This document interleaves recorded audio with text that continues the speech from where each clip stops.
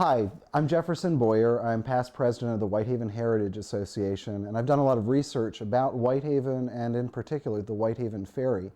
And so today I'm going to speak a little bit about the 300-year history of the ferry on the Wicomico River. It goes back to about 1669 in the earliest colonial records of the Whitehaven Ferry. There is a mention of keeping a ferry for half a year across the Wicomico River.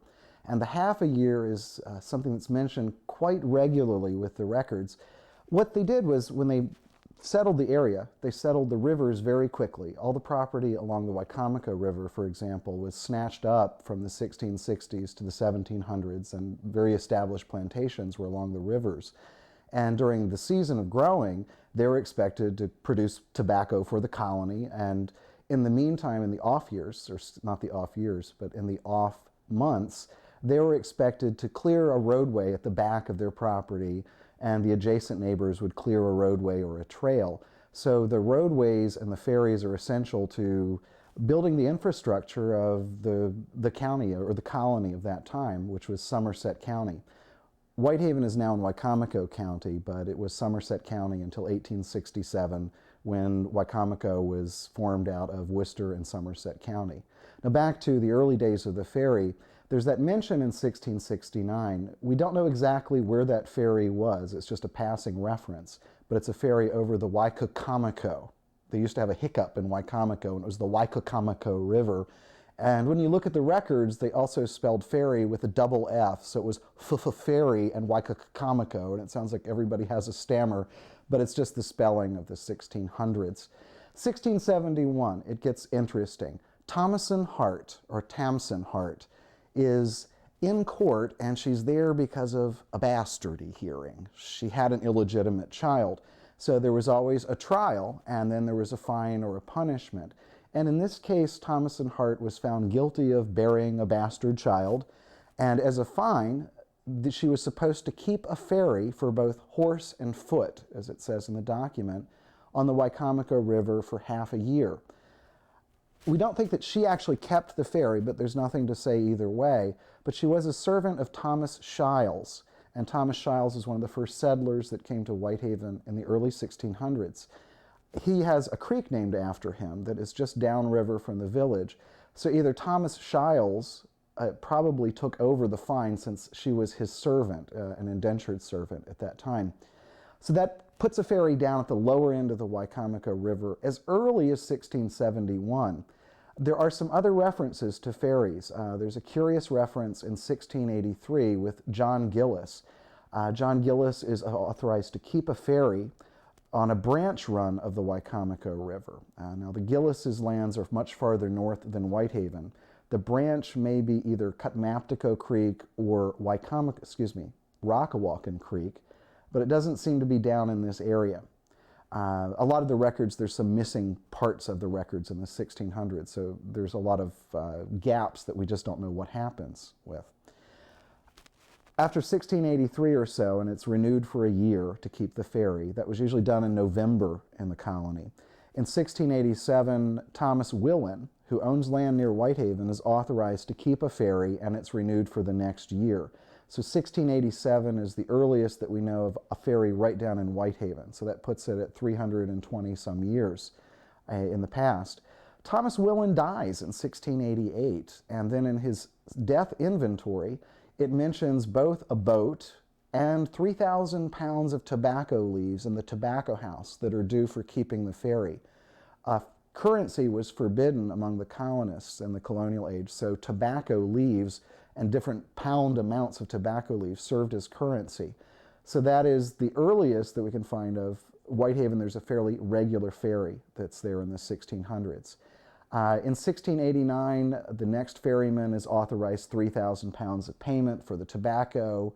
And then in 1690, Edward Fowler petitions to move the ferry from where it was at present to a more convenient place. That more convenient place is because he moved, as he says in the document, to a more convenient place. Edward Fowler, it appears, owns land somewhere either on this side of the river where we are now, or right on the opposite side of the river. I'm still trying to research that and nail that down where he is. And so he is a ferryman of early note. And a few years later, he actually marries Thomas Willen's widow. And so the Willen family and the Fowler family are linked by Thomas Willen's widow marries Edward Fowler. He continues the ferry for another 4 or 5 years, and then there's sort of a gap in the record of the ferry itself. And then we get to the early 1700s, something more exciting happens, and that's with the founding, an attempt to found the town of Whitehaven Town. The history of the Whitehaven Ferry takes another turn about 1707, 1708, and this is when there are town attempts established on the Wicomico River. Greenhill Port in town was established. It got permission from the colony to erect a town, and then Whitehaven Town is also given permission within about the same year. It was unusual for two towns to be so close together in the colonies, especially in tobacco-growing country. And if you keep in mind that Salisbury and Princess Anne were not founded as towns until the 1700s, the 1730s as a matter of fact, an attempt 30 years earlier to form two towns within about 3 miles of each other wasn't wise, and it was doomed to fail. Little did they know that Whitehaven Town and Greenhill Town were both going to fail as town ventures.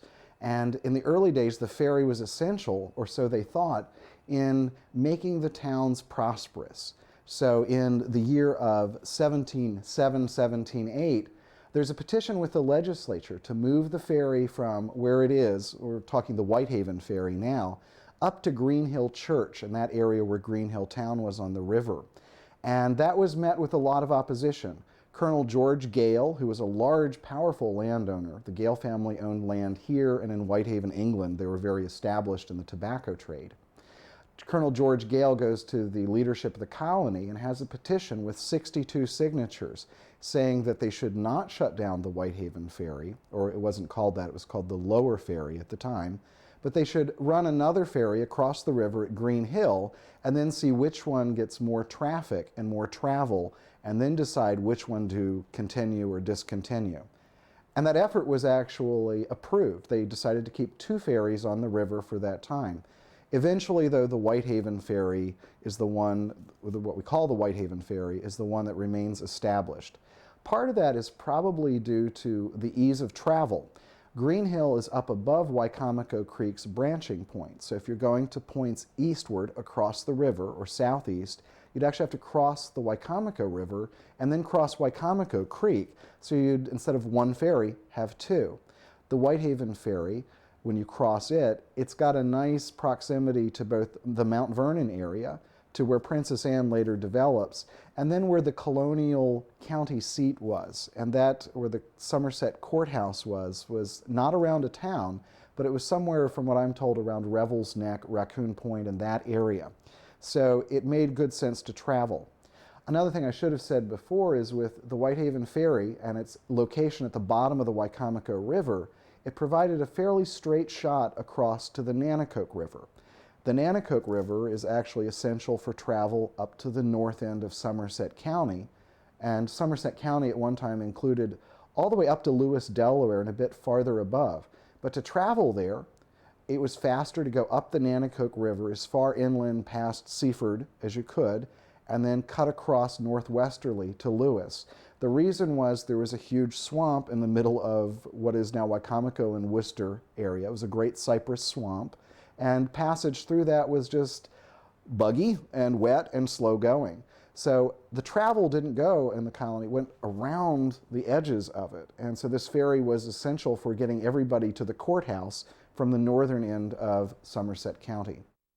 The next thing of interest with the ferry history in the 1700s is in late 1713, Sidney Brown is taken to court. He's hauled in because he has stolen the bridge and the lumber for the bridge across the river on the road leading to the lower ferry on the Wicomico, which is the Whitehaven Ferry. That court incident is well documented, and people were quite angry that they stole the bridge across the causeway.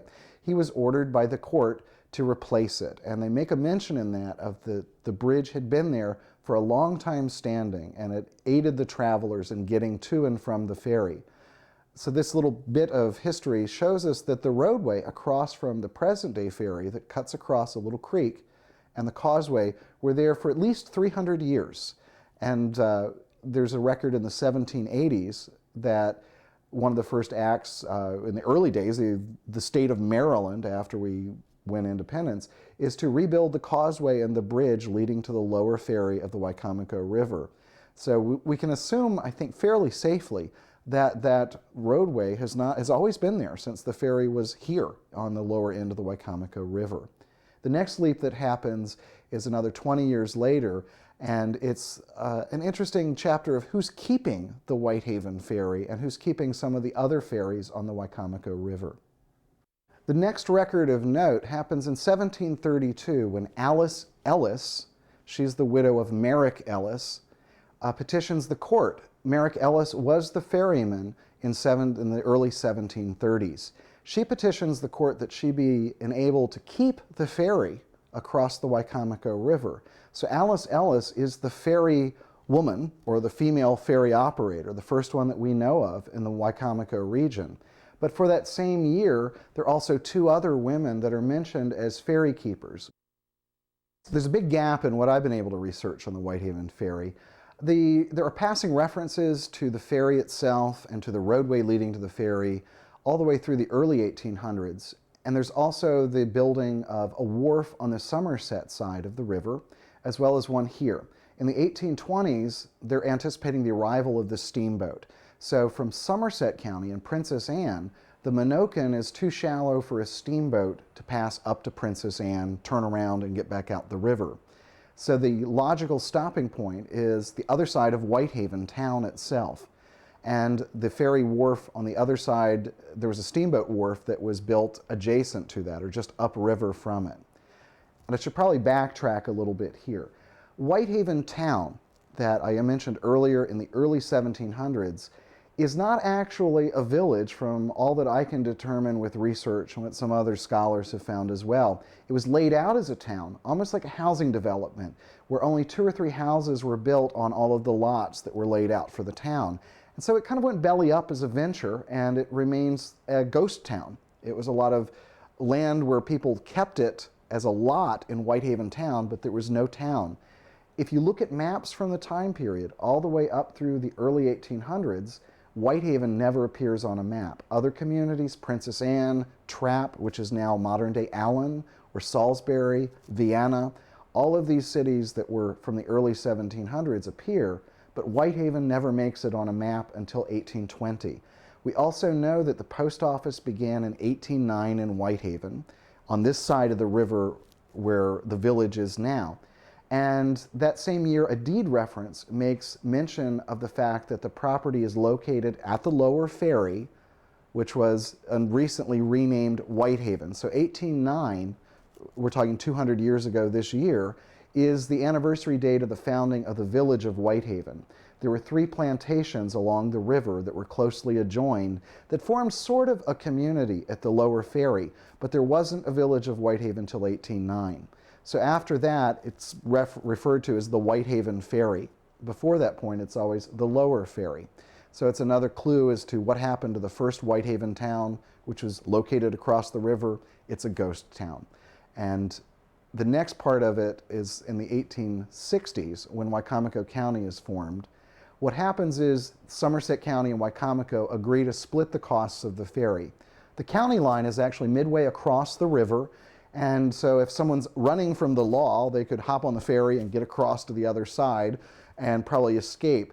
We don't know if that was actually the case very often, but in the teens of the 20th century, there was a couple that got married. One Sunday they had the minister from Mount Vernon come across the river and meet them, and the couple hops on the ferry, and as soon as they're halfway across the river to where it becomes Somerset County, he starts the wedding service before the parents can find out. So there was a wedding way back on the Whitehaven Ferry.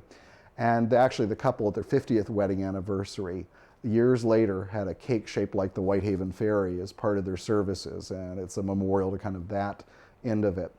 From that point on, there are county levy records each year from 1867 on that show that there was a large boat probably for carriages and wagons. And there's also a smaller canoe for taking foot passengers across the ferry. So it operated with two different boats being used by the ferrymen. They also built a ferry keeper's house right beside the ferry that's still there today, where the ferrymen actually lived. Outboard motors come into play about 1910. The diesel outboard motors are sold by Otis Lloyd, who was a shipbuilder that early on converts to selling diesel engines to propel boats. And so we know that from records that it was run by an engine. It was also guided by a metal cable at about that same time. So the rope was replaced with a cable. In the early 20th century, they still used a combination of using a boat to propel the ferry, although sometimes they would use the old-fashioned, it was a strange gizmo, where it was like a latch and a pole that would grab onto the ferry cable itself that hung above the river, and would grab onto it, and you'd pull like a clamp, and it would clamp it like that, and then you'd walk backwards, and you'd pull the ferry across. So everybody that rode the ferry would have to help the ferryman pull it across. By the 1930s and 40s, it was a small outboard boat, and that was lashed to the side of the basic square flat ferry. And when they got to the other side of the river, the ferryman would have to unlash the boat, pull it around to the other side, and go back across the river. So the trip took a little bit more than it does today with the motorization. In the 1950s, the ferry was overhauled and rebuilt completely to where the engine is attached to the boat itself, from what I'm told. And by the 1980s, this is where the present-day ferry is all one strong three-car ferry that goes across the river. Efforts have been made in the past to build a bridge across the Whitehaven area. As early as the 1890s, they sold off stock to build a huge iron bridge that never got off the ground. In the 1940s, again, there was a movement to put a bridge across the river here that would have greatly changed the economies and the size of the communities down this way, and probably highway traffic as well. That never did happen. Now in the 21st century, it looks like there'll probably never be a bridge here. For one, to go over the marshland, it would take entirely too much material to build a huge bridge to justify the traffic volume. So the ferry itself is a very efficient way of keeping transportation links going across the lower Wicomico River. If you miss the ferry's closed, and you're on the other side, on the Somerset side, you have to drive 50 miles around, at least an hour out of your way. When the ferry's operating, it's a 3 or 4 minute trip across the river. So in looking at the Whitehaven Ferry's history, it's still a quaint way to travel on a Sunday afternoon, to go out on a ride. But for a lot of people, all of us that live in the village, it's a shortcut to civilization. Gas is only 7 miles away with the ferry. When it's not running, it's 12 or 13 miles away, up the road towards Salisbury. It also is something that's interesting to note that one of the earliest jobs that existed in the colonies in the 1660s is still a job description today on the Wicomico County rolls, that of ferry operator or ferryman. There aren't many places that have a ferry anymore, period. There are only 4 left on the Chesapeake Bay, on the eastern shore, excuse me. Well, counting the Cape May Lewis ferry, add another one to that. But there's another ferry on the Wicomico River, there's one on the Nanticoke, and there's one at Oxford and Bellevue. Oxford and Bellevue, that ferry began operations in 1683. That's earlier than our ferry, and we sort of have a friendly battle going over as to who is the oldest ferry in Maryland. Whitehaven Ferry, the lower ferry of the Wicomico River, seems to have been in continuous operation from 1687 onwards. And the Oxford Bellevue Ferry is private, and it's been in and out of service with long gaps in its history. So it depends on what you're looking at with a ferry. The Whitehaven Ferry, though, the ferrymen have been operating it continuously since at least 1687.